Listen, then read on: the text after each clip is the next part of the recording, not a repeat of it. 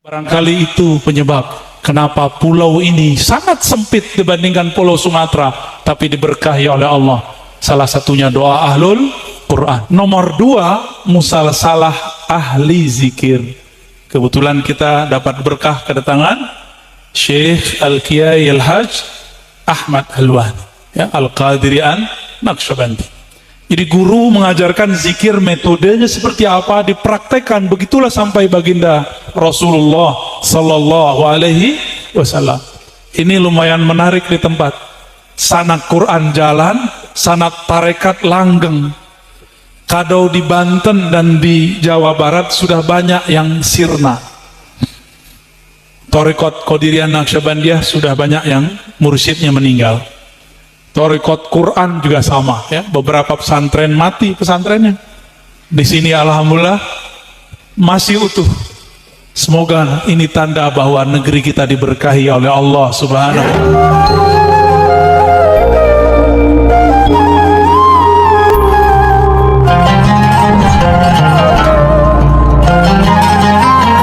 Alhamdulillah, nahmaduhu wa nasta'inuhu wa nastaghfiruh. ونعوذ بالله من شرور أنفسنا ومن سيئات أعمالنا من يهده الله فلا مضل له ومن يضلل فلا هادي له أما بعد اللهم أخرجنا من ظلمات الوهم والجهل إلى المعرفة والعلم آمين رب العالمين. Bagaimana S5? Bener S5? S7? Saya baru S3 kalah. Yang sama-sama kita hormati Ibunda Bunyai Umi Sinto Al-Hafizah. Semoga Allah jaga beliau senantiasa. Begitu juga Pak Kiai Haji Ahmad Lazim Hafizahullah. Dan begitu juga para masyayikh, para mursyid, terutama Syekhuna Syekh Ahmad Halwani Al-Qadiri An-Naqsyabandi, Pak Kiai Siraj, ya, Guru? Pak Kiai Ali Siraj. Tadi kami mudabbaj, ya. Tahu mudabbaj nggak? Bukan mudablek, bukan. Mudabbaj. Apa arti mudabbaj? Kata Imam Ahmad bin Hambal, orang akan disebut punya fan, punya kedalam ilmu jika dia ya'khuz amman fawqahu, mengambil dari yang lebih tua. Wa an mislihi, dari yang satu angkatan. Wa an mandunahu, dan dari orang yang lebih kecil darinya. Saya secara umur jauh lebih kecil daripada beliau. Beliau dengan tawadhu mau minta sanad saya, tapi saya nggak mau juga, kecuali beliau juga ngasih sanad kepada saya. Jadi beliau sudah jadi guru saya juga. Ternyata sanadnya Gus Mubarak ke situ, ya. Alhamdulillah. Sanad Quran. Apa arti sanad Quran? Silsilah. Kalau ada orang ngaku Sayyid Habib, buktinya apa? Hidung mancung? Enggak. Apa buktinya? Pakai gamis? Enggak. Pakai jenggot? Saya Habib dong. Jenggotnya atu-atunya yang panjang di sini. Bukan. Al-isnad minad din. Bukti bahwa orang itu berilmu, dia punya guru. Punya guru itu bahasa kerennya sanad. Bahasa kitanya silsilah, ranji silsilah. Silsilah pun bukan bahasa kita, tapi bahasa Arab yang berarti rantai, mata rantai keguruan. Semoga semua para kiai dijaga oleh Allah. Begitu juga umarok kita yang diwakili, ya. Tadi umarok kita termasuk berani nih. Nih saya mohon para kiai jangan menghalang-halangi program pemerintah untuk vaksin, ya. Karena kalau vaksin belum beres, kita belum boleh buka majelis taklim, ya. Maka untuk para ulama dan umarok kita kirimkan Al-Fatihah. A'udzubillahi minasyaitonir rajim. Bismillahirrahmanirrahim. Ar-Rahmanir-Rahim. Maliki yaumiddin. Iyyaka na'budu wa iyyaka nasta'in. Shiratal ladzina an'amta 'alaihim ghairil maghdubi 'alaihim waladdallin. Amin. Suatu hari ada seorang sahabat penghafal Quran. Dalam hadis Imam Bukhari dikatakan, sahabat ini bawa onta. Onta itu kalau kita tidak pakai nggak perlu diparkir, cukup ditaruh aja, nggak perlu diikat. Lalu dia bersandar di satu pohon. Di Arab itu sangat susah dapat pohon. Dia dapat ketemu pohon, dia bersandar sembari membaca Al-Fatihah dan surat-surat yang dihafal. Karena saat itu belum semua ayat turun, belum semua surat sempurna, maka dia membaca beberapa surat saja. Di saat dia membaca ayat-ayat tertentu, tiba-tiba ontanya kabur. Ontanya kabur, itu di tengah padang pasir. Kalau onta kabur di tengah padang pasir bisa pulang nggak? Nggak bisa pulang.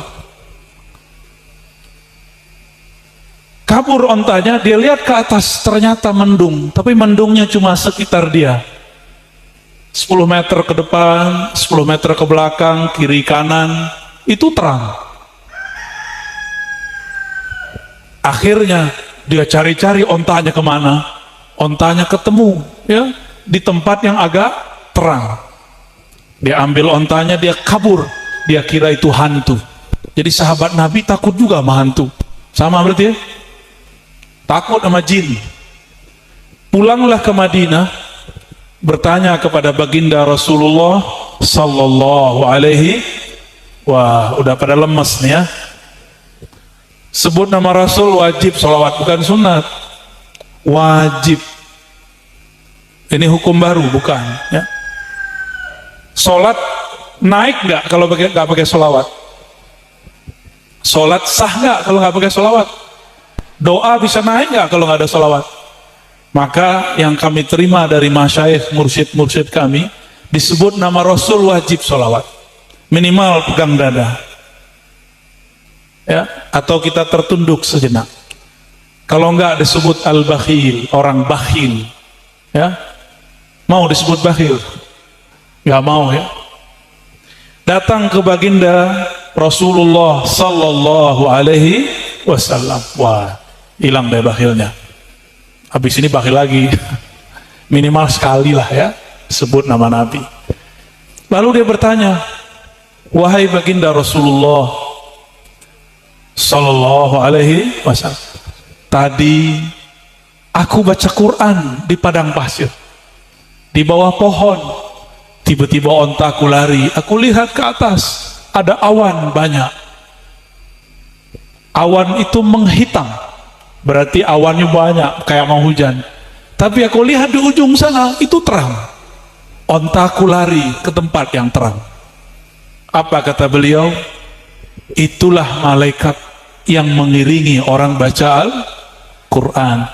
Kalau bahasa hadis disebut kiramil bararah ya. Malaikat safarah, kiramil bararah. Safarah itu disebut bahasa Arab, safar itu arti malaikat yang Allah tugaskan untuk menjadi duta-duta Quran. Ini mereka ini yang ada di depan kita. Kalau Allah bukakan mata batin kita, itu akan terlihat ada malaikat di atasnya. Malaikat apa namanya? Safarah kiramil bararah. Ada yang lihat gak? Gak ada yang lihat ya? Wah, terpaling modus ngeliatin yang di bawah ini.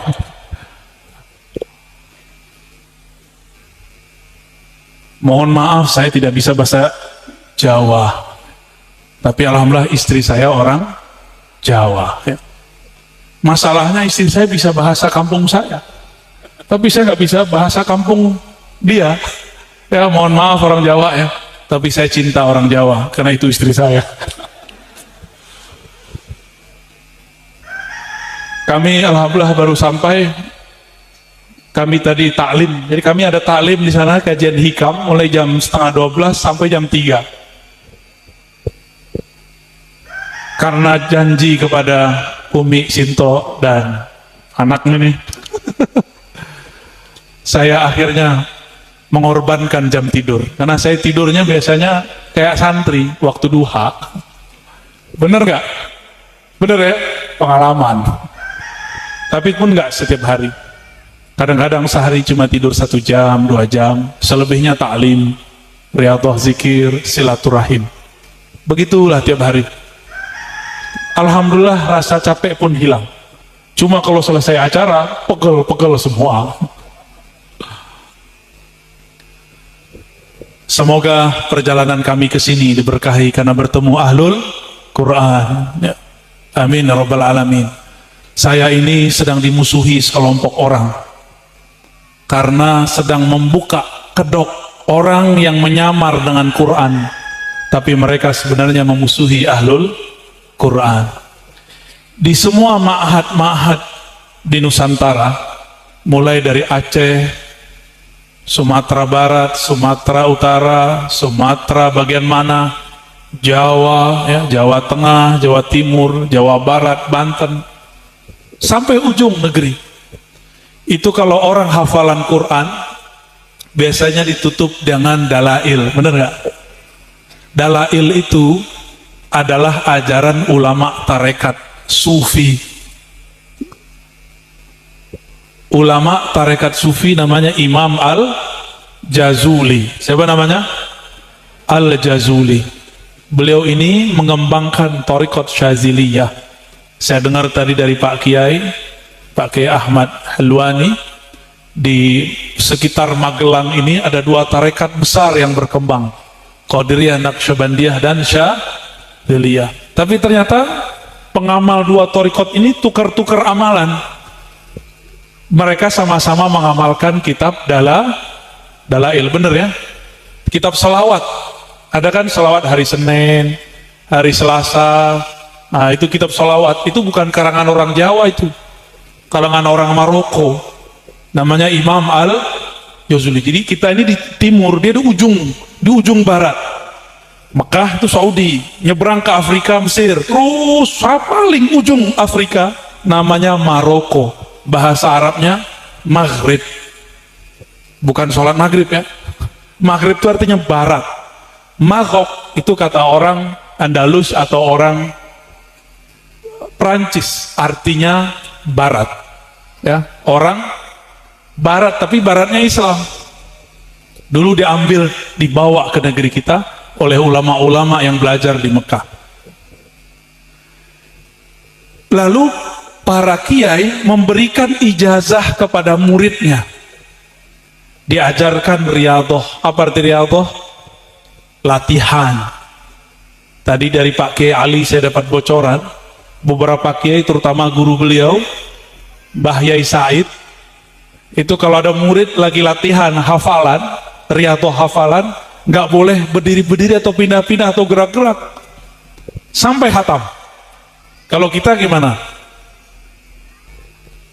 Baru khataman dari khataman biasanya kulhu, kul falaq, kul binas, al-fatihah, alif lam mim gitu ya. Itu udah gerak-gerak ya. Yang ahlul udud, tahu udud gak? Udah ngeliat ududnya mau digerakin tuh, nggak tahan.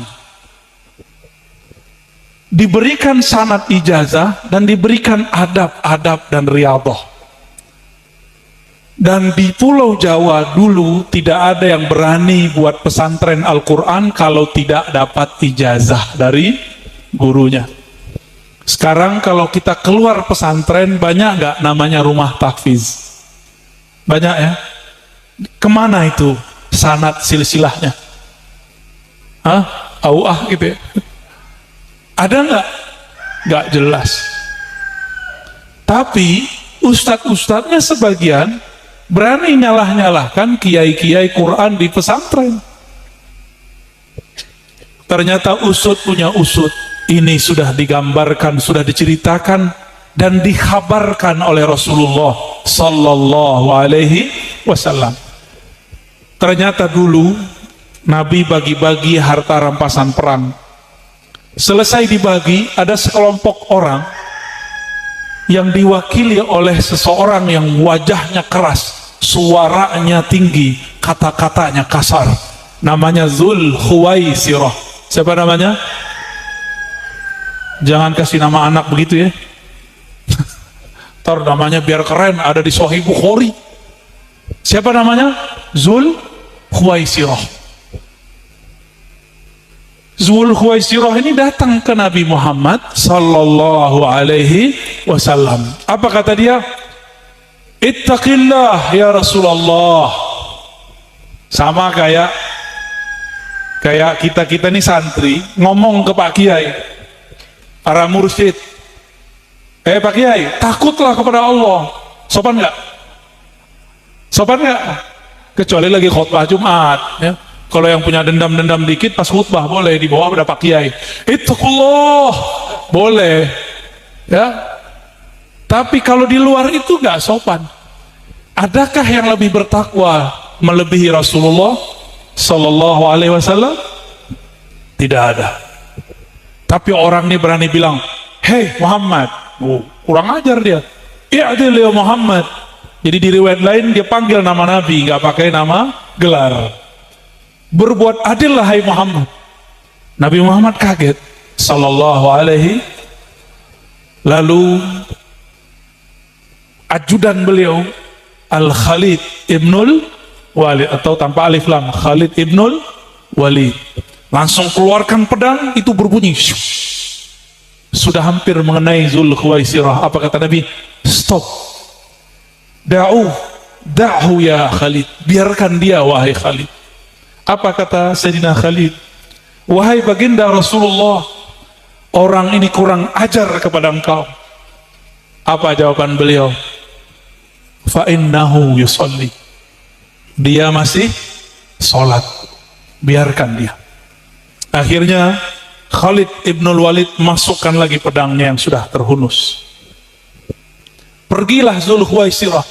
Ketika Zul Khuwaisirah sudah jauh, Nabi kemudian mengatakan, membuka rahasia takdir akhir zaman. Ini akhir zaman, karena Nabi berbicara 15 abad yang lalu lah. Sekarang 1443, hampir 15 abad yang lalu. Apa kata Nabi? Wahai Khalid, wahai sahabat-sahabatku, akan muncul dari generasi orang yang membentakku ini, generasi-generasi kurang ajar dan suka membentak ulama, tapi mereka yatluna ayatillahi ratba, mereka hafiz Quran, mereka buka rumah tahfiz, mereka buat madrasah Quran. Tapi kalau keluar dari madrasah itu, dia membentak kiai yang sudah 40, 50 tahun, 70 tahun mengabdi untuk umat. Persis seperti yang dilakukannya kepada Nabi Muhammad sallallahu alaihi wasallam. Sekarang udah banyak belum? Banyak. Muncul mereka bilang, kita kalau di pesantren belajar sifat 20 enggak? Allah wujud, qidam baqa. Apa kata mereka? Belajar sifat 20 itu sesat. Nanti mereka udah berani ngomong begitu. Apalagi kata mereka, di pesantren suka selawat nariyah gak? Apa kata mereka? Selawat nariyah itu syirik. Nanti siap-siap nih orang Magelang kena tar. Kalau diam-diam baik, kena tar. Tapi saya lihat masih belum banyak ya. Masa wong Jowo radikal ya. Tapi sudah muncul. Dulu guru saya Profesor Bambang Pranowo, orang Jawa, nulis buku Orang Jawa Jadi Teroris. Dia orang Jawa, dan itu terbukti. Yang bom Bali orang Jawa bukan? Namanya siapa? Amrozi. Mirip nggak nama saya? Mirip ya? Itu bukan adik saya, bukan abang saya, bukan om saya loh ya. Namanya siapa? Orang Jawa atau orang siapa? Orang mana? Orang Jawa. Didoktrin oleh gurunya, itu jago Quran. Imam Samudra, namanya imam, bukan imam Masjidil Haram, Imam Samudra. Imam Masjid Agung kalah, Imam Samudra. Dia nulis buku tentang jihad, isinya Quran hadis, Quran hadis. Ujungnya apa? Menghalalkan darah bahkan sesama muslim. Usut punya usut. Yang membunuh mantu Rasulullah Sayyidina Ali karamallahu wajhah siapa? Hafiz Quran namanya Abdurrahman bin Muljam. Hafiz Quran itu. Tapi dia kalau lihat orang penuh dengan kebencian. Beda dengan Gus Mubarak. Kalau ngeliat orang senyum dulu ya. Nggak pernah marah, saya lihat dimarahin orang pernah. Saya ngeliat dia dimarahin orang, padahal dia hafiz. Yang marahin dia bukan hafiz. Pernah senyum aja tuh. Di belakang sih ngerunda.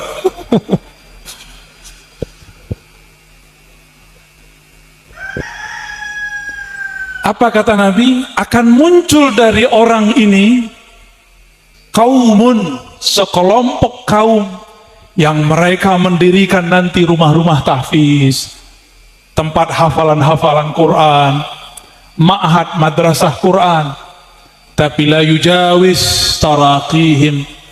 Tidak pernah Quran itu menggetarkan melebihi cuma pita suaranya. Suaranya bagus. Alhamdulillahirabbil alamin. Memang ada Quran begitu bacanya. Karena belajarnya lewat MP3. Ada namanya tri di sini. Mbak tri itu, MP3, Mbak tri. Emang ada baca begitu, Gus? Ar-Rahmanir-Rahim, Maliki Yaumiddin. Itu lagi tren tuh baca Quran begitu. Waladdallin. Emang ada baca Quran begitu? Qul ya ayyuhal kafirun. Kayaknya keren. Kita tanya, karena dia mimpin sholat, kita panggil ustadz lah. Tat, ente baca Quran gurunya dari mana? Saya berguru kepada Syekh Sudais. Serius? Kapan ente ke Saudi? Enggak, lewat YouTube. Saya dengar Syekh Sudais di YouTube baca Alhamdulillahirabbil alamin. Awalnya min, tapi belakangnya in. Itu tanda berguru Quran bukan kepada ahlinya, tapi lewat Thariqat al-Yutubiyah. Nama syekhnya, kiainya Al-Gugliyah. Gugliyah. Ini udah kejadian ini. Udah kejadian. Kami belajar hadis, ada namanya al-musalsal. Apa namanya? Ini sama dengan silsilah. Tapi musalsal itu artinya menirukan gerak-gerik sifat guru dalam melakukan sesuatu, membaca sesuatu. Setelah saya meneliti beberapa puluh tahun, nggak nyampe juga ya, ya sekitar 20 tahun lah, dari awal ngaji Quran sampai ngaji hadis. Ternyata yang paling pas meniru Rasulullah, meniru murid Rasulullah, murid dari muridnya Rasulullah Sallallahu Alaihi Wasallam adalah ahlul Quran. Kenapa? Kalau ahlul Quran bibirnya gerak cara ba, ta, harus ditirukan sampai gerak bibirnya. Benar nggak? Namanya apa? Al-musalsal. Jadi ada kaedahnya. Atammul musalsalat, musalsalatul Quran. Itu coba dihafalkan. Nih yang lagi wisuda S berapa nih? S7. Terus S berapa lagi? Kayak muda-muda nih ada S-nya. Hifzi atas bin Nazar. Oke. Nggak ada yang biru ya lewat mimpi. Atau bil YouTube. Biru ya tapi di alam YouTube. Coba dihafalkan. Atammul musalsalat, musalsalatul Quran. Musalsalah paling sempurna adalah musalsalah Al-Quran. Nomor 2, musalsalah ahli zikir. Kebetulan kita dapat berkah kedatangan Syekh Al-Qiyai Al-Hajj Ahmad Halwani, ya, Al-Qadirian Naqsyabandi. Jadi guru mengajarkan zikir, metodenya seperti apa dipraktekkan, begitulah sampai baginda Rasulullah Sallallahu Alaihi Wasallam. Ini lumayan menarik di tempat. Sanak Quran jalan, sanak tarekat langgeng. Kado di Banten dan di Jawa Barat sudah banyak yang sirna. Thariqat Qadiriyah Naqsyabandiyah sudah banyak yang mursyidnya meninggal.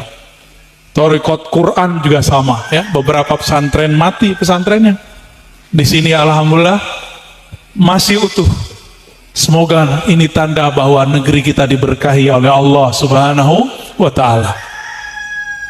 Jadi ahli Quran itu menirukan, gurunya menirukan dari gurunya, gurunya menirukan dari gurunya. Maka Quran itu tidak boleh hanya menyimak suara, dia menyimak suara dan melihat cuap-cuap gurunya.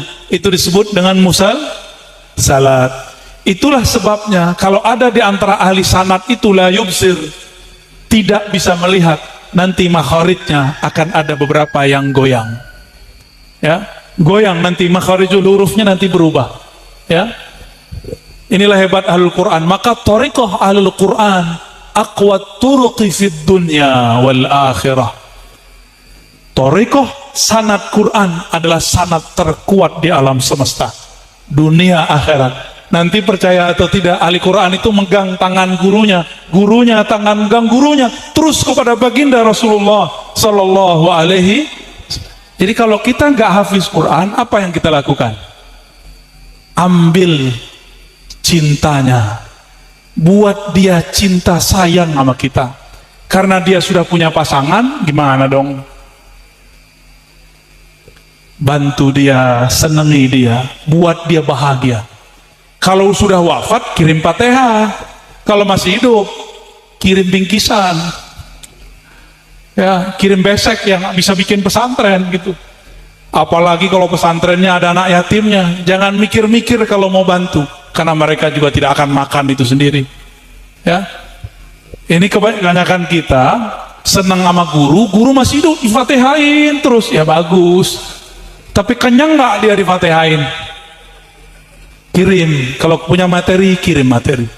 Punya waktu, bantu dengan waktu. Punya kekuatan jasa, bantu dengan jasa. Punya kekuasaan, bantu dengan kekuasaan.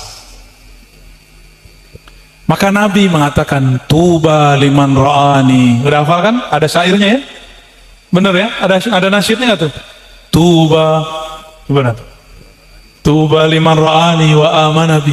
Dalam hadis Ahmad dan Nuhibban dikatakan 7 kali, tuba, tuba. Apa arti tuba? Beruntung, beruntung, bahagia, bahagia. Kenapa dia bahagia? Karena dia melihat aku. Kalau nggak melihat aku, dia melihat muridku, sahabat. Jika tidak bertemu murid, muridku bertemu generasi setelahnya. Dan itu terjaga di kalangan ahlul Quran. Maka saya senang sekali melihat ahlul Quran. Cuma masalahnya kan wedok ya, bahasa halusnya apa? Sama ya, wedok kabeh ya. Wadon kabeh, niswah kulluhunna ya. Jadi harus godul basor. Akhirnya ngelihat yang ya Kang Alek ya, aneh ngelihat ente aja deh. Kalau ngelihat orang takut jatuh cintrong ya. Jatuh cinta ruhani, bukan cinta syahwat. Saya senang melihat ahli Quran, dan saya menandakan 3 ahli Quran, ahli hadis, ahli zikir itu rata-rata wajahnya teduh. Bukan berarti ada awan di atasnya, bukan, tapi pada nur memancar dari wajah mereka. 3 saya baca, ahlul Quran, ahlul hadis, ahlul zikir. Kenapa saya nggak sebut ahli fikih? Kalau ahli fikih belum selesai ngaji fikihnya, sombongnya bukan main. Kenapa? Suka cari-cari masalah. Bahasa Arabnya bahsul masail. Cari-cari perkara aja dia. Tapi kalau sudah matang, coba buka kitab Imam Malibari. Di ujung kitabnya ada Kifayatul Atqiya, bab tasawuf. Ya, begitu nggak? Jadi kalau orang selesai ngaji fikihnya, dia menjadi sufi. Cuma sayang orang awam mengira sufi itu yang suka wirid banyak-banyak. Bukan. Sufi itu bukan yang suka nonton film. Sufi itu man kana qalbuhu safiyan, yang kolbunya bening. Kalau solawatan 1000 kali pengen kaya, itu bukan sufi. Ya, begitu nggak? Sholawat ziarah biar sukses. Itu bukan sufi. Sufi itu mayya'budullah min ajlillah, lillah wa billah wa fillah. Orang yang nyembah Allah karena Allah layak disembah.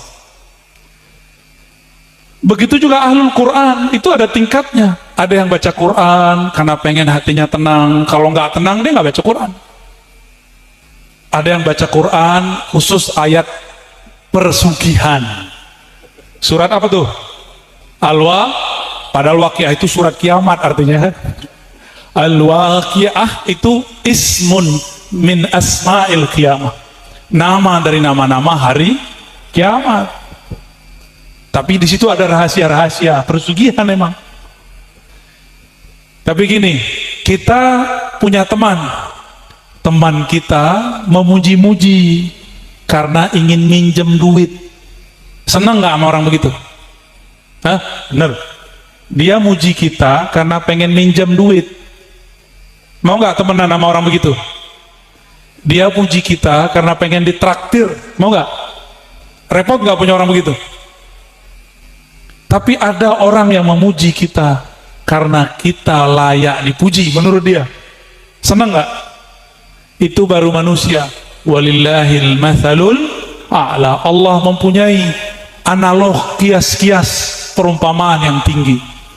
Jika engkau saja senang dipuji karena engkau sebenarnya bukan terpuji, yang terpuji itu hanya aku, kata Allah, maka pujilah Allah karena Allah layak dipuji.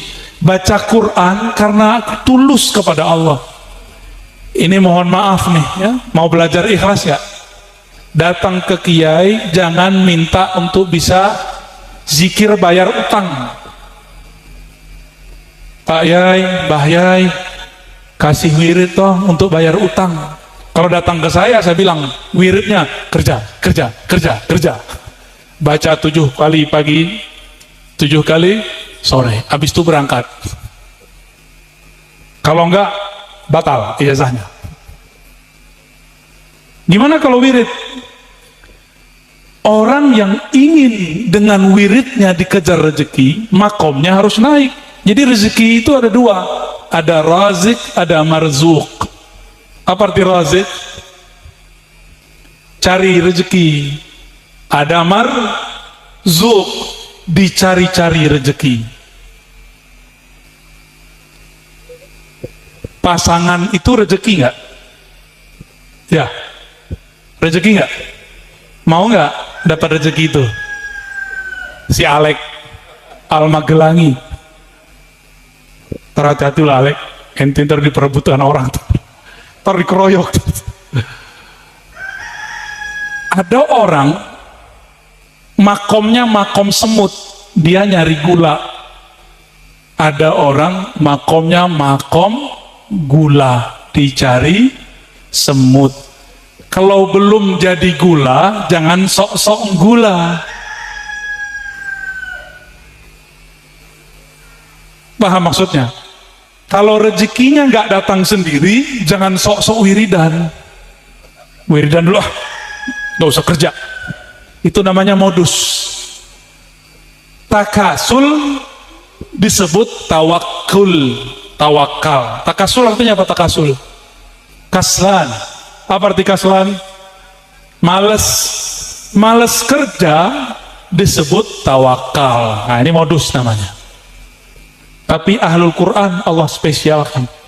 Nah, ini hati-hati ahlul Quran nih ya. Apa kata Nabi? Hadisnya sudah sering dibaca dan ditulis oleh Al-Imam An-Nawawi dalam kitab Tibyan. Di sini diajarinnya kitab Tibyan. Alhamdulillah. Apa kata Nabi? Man syaghalani dzikri, atau man syaghalahul Quran an mas'alati. Siapa yang disibukkan oleh khidmah kepada Quran, wirid Quran, zikir Quran, ngajar Quran, sehingga tidak sempat meminta-minta kepadaku, a'taituhu, aku berikan dia fasilitas rezeki yang aku berikan kepada yang meminta-minta dan berdoa. Pilih mana? doa tapi ditahan-tahan, nggak doa tapi dikasih, pilih mana? Pasti pilih yang kedua, benar ya? Pemalas. Kenapa Allah mengatakan begitu kepada Nabi Muhammad SAW? Itu namanya hadis qudsi. Percaya nggak dengan kalam Nabi? Ini aneh, ahli Quran nggak percaya kepada yang nurunin Al-Quran. Akhirnya Qurannya ditinggal. Orang ahli Quran itu dia qomat kamit baca Quran, di otaknya tersimpan lafaz-lafaz Quran, di kolbunya bercahaya nur Quran. Allah itu tidak rela kalau terbersit di dadanya fulus. Maka terbersit sekali Allah akan wujudkan. Kalau kita kan kita bersitin ya, bayang-bayangin. Allah nggak rela kebayang Avanza. Lagi baca Quran kebayang amplop, itu Allah nggak rela. Nggak rela. Itu ujian Gus Mubarak waktu jadi mahasiswa. Khataman di ujung pelupuk mata itu ada amplop. Itu cerita dia amal kawan-kawannya dulu ya. Kalau sekarang udah jadi tajrid ya. Tahu tajrid gak? Menjerit-jerit. Allah itu memandangnya ke kolbu, bukan ke otak. Di kolbu ada nggak nur Quran? Nur Quran itu akan terwujud kalau lidah menyentuh makharijul huruf. Apa arti makharijul huruf? Tempat keluar huruf. Makanya dalam di Jatman, di Thariqah Mu'tabarah, tarekat yang pertama disebut adalah tarekat Al-Quranul Karim. Apa thariqahnya? Menghayati tempat keluarnya huruf. A, ba, ta, ta. Orang kalau ahlul Quran, benernya Al-Quran tidak akan pernah kesurupan. Kalau bener makharijul hurufnya, nggak pernah kesurupan kan? Kesurupan cinta pernah, tapi nggak akan pernah kesurupan jin. Kenapa? Jin itu masuknya lewat saraf, dan saraf yang paling halus ada di rongga mulut. Coba, min syarrin naffatsati fil uqad. Naffatsa itu udah dua cara ngomong tuh. Naf keluar gak? Coba baca.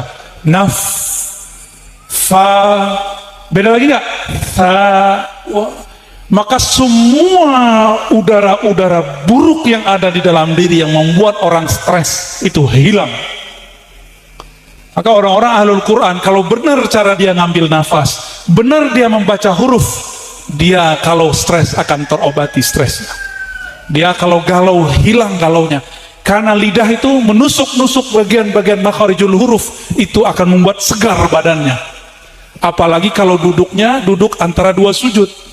Wah, itu lebih canggih lagi. Bisa bertahan 2 jam saja. Itu hebat. Kalau enggak ya cukup duduk begini, namanya apa? Bersila ya. Tapi yang afdol yang tadi tuh. Itu boleh itu. Ini lebih afdol tuh. Cuma badan dia kan keberatan. Kakinya jerit. Gus, perutmu Gus. Jadi torekot tertinggi, kalau versi saya, itu adalah torekot makharijul huruf. Maka tidak ada torekot mu'tabarah kecuali memulainya dengan kirim Fatihah. Benar gak? Ila hadratin Nabi Muhammad SAW al-Fatihah, ya kan? Ila ridha'illahi ta'ala al-Fatihah. Ila Syekh Abdul Qadir Jani Kutub Rabbani al-Fatihah. Al-Fatihah. Karena Al-Fatihah paling inti, habis itu kulhu. Itu berkahnya bukan main. Bedanya kalau ahlu thariqah zikir, ngambil yang inti-inti dari Quran, dijadikan sebagai kunci-kunci pembuka zikir kolbu. Kalau ahlul Quran, dia membukanya dari saraf-saraf, titik-titik itu, ya. Kalau ilmu di kampus namanya morfologi. Apa namanya? Tempat keluar huruf. Makanya kalau kiai, mohon maaf, doain itu pakai hidung atau pakai bibir? Pakai mulut atau pakai hidung? Kalau pakai hidung, ntar yang keluar apa? Pupil tuh. Jadi kalau doain pakai apa? Bukan, bukan, itu salah. Kayak nafasat. Nah, dua itu. Fa, sa. Ini kisi-kisi kalau mau doain orang, tak. Datang murid nih, ya, mohon doa Gus. Bukan begitu. Pakai fa atau pakai sa. Ada rahasianya kenapa fa dan sa. Saya nggak boleh cerita di sini ya. Ada beda fa dengan sa.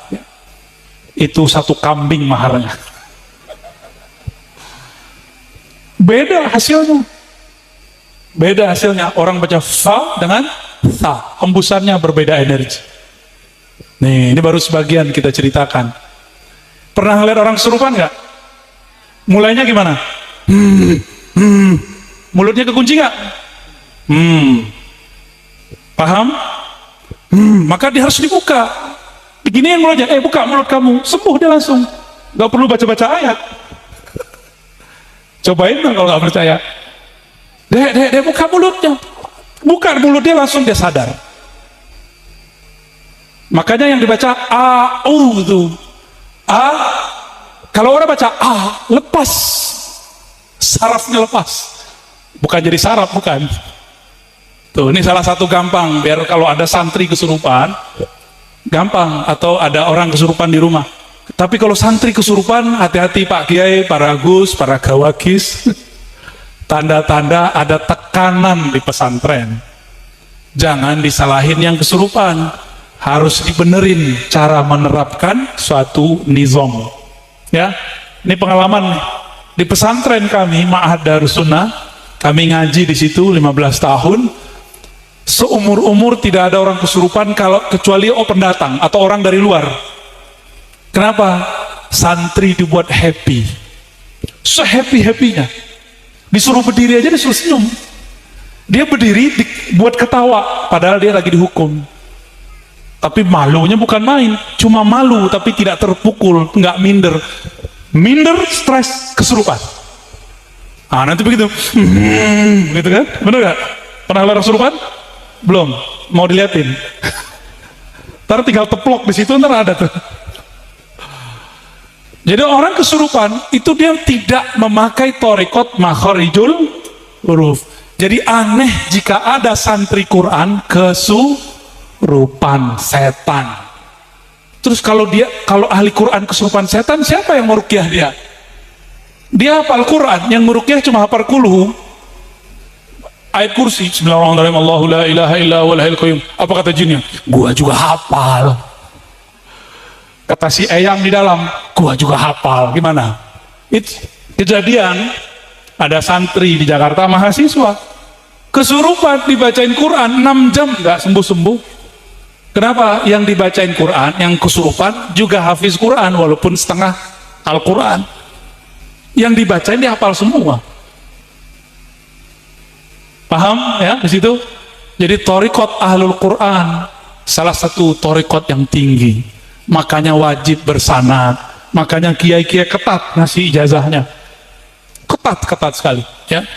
Semoga pesantren ini dan pesantren-pesantren sekitar, pesantren para kiai, para gus, para bunyai diberkahi oleh Allah SWT ya. Kami, saya orang Sumatera, saya iri yang positif. La hasada illa fisnatain.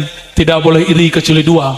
Rajulun atahullahu alkitab fayatluhu ana al-laili wa atrafan nahar. Tidak boleh iri kecuali dua. Nomor satunya, seseorang yang diberikan hafalan Al-Quran, memahami Al-Quran, lalu dia mengembangkan, membacanya, mengajarkan siang dan malam. Kami hasidun, ghibtun, kami ghibtoh kepada Ahlul Quran di Pulau Jawa. Barangkali itu penyebab kenapa pulau ini sangat sempit dibandingkan Pulau Sumatera, tapi diberkahi oleh Allah. Salah satunya doa Ahlul Quran. Saya meminta kepada Allah, semoga kami, zuriat kami, siapapun yang hadir, terutama sahibul bait, menjadi orang yang ahlul Quran, wafat sebagai ahlul Quran, dibangkitkan sebagai ahlul Quran, diberi syafaat sebagai ahlul Quran. Amin ya rabbal alamin. Mohon maaf atas salah dan kurangnya. Mohon maaf para kiai, bukan ingin mengajari, hanya untuk menyampaikan kepada para santri dan jamaah. Wa sallallahu ala sayyidina Muhammad sayyidi ahalil Quran wa ala alihi wa ashabihi wa ahli baitihi wa zurriyyatihi ajma'in walhamdulillahi rabbil alamin. Assalamu alaikum warahmatullahi wabarakatuh.